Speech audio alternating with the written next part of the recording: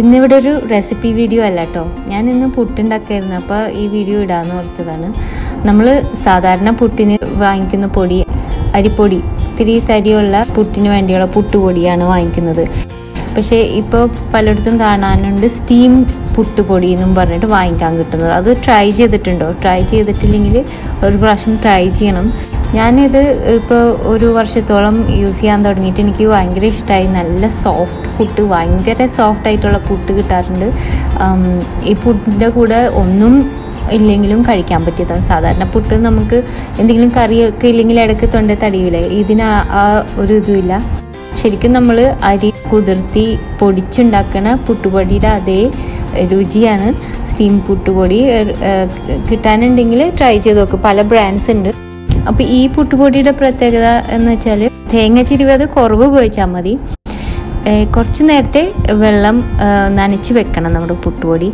അപ്പോൾ ഇതുപോലെ ഇങ്ങനെ ആവശ്യത്തിന് വെള്ളം ഒഴിച്ച്, ഇത് ഞാനിപ്പോൾ നേരത്തെ നനച്ച് വെച്ചിരുന്നതാണ്. അപ്പോൾ ഒരു ചെറിയ അളവിൽ കാണിക്കാം എങ്ങനെയാണ് ഇത് നനയ്ക്കുന്നത്. നല്ലോണം അത്യാവശ്യം വെള്ളം ഇട്ടിട്ട് നന്നായി നനയണ വരെയും ഇതൊന്ന് കുതിർത്തി നല്ലോണം കൈവച്ച് മിക്സ് ചെയ്യണം.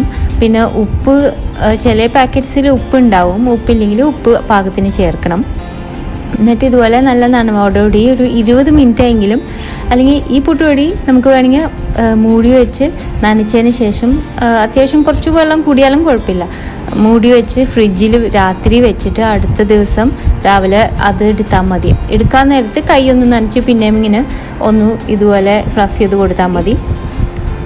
എന്നിട്ട് നമ്മൾ സാധാരണ പുട്ടുണ്ടാക്കണ പോലെ, പക്ഷേ തേങ്ങയുടെ അളവ് വളരെ കുറവ് ഉപയോഗിക്കാം ഇങ്ങനെ യൂസ് ചെയ്യുമ്പോൾ. ഇതുപോലെ ഉണ്ടാക്കുന്നത് ഇപ്പോൾ ഒരുപാട് ബ്രാൻഡ്സ് ഉണ്ട്. ഞാൻ പറഞ്ഞ പോലെ അതിൽ എനിക്ക് ഏറ്റവും ഇഷ്ടപ്പെട്ട ബ്രാൻഡ് ഞാൻ ഇതുവരെ ട്രൈ ചെയ്തിട്ട് ആമീൻസ് എന്നും പറഞ്ഞിട്ടുള്ളതാണ്. നിങ്ങൾ ട്രൈ ചെയ്തിട്ടുണ്ടെങ്കിൽ കമൻറ്റ്സ് എഴുതുക.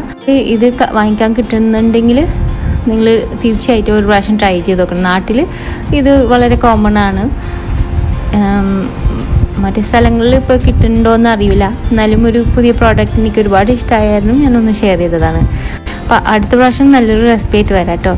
Thanks for watching and bye from Shana.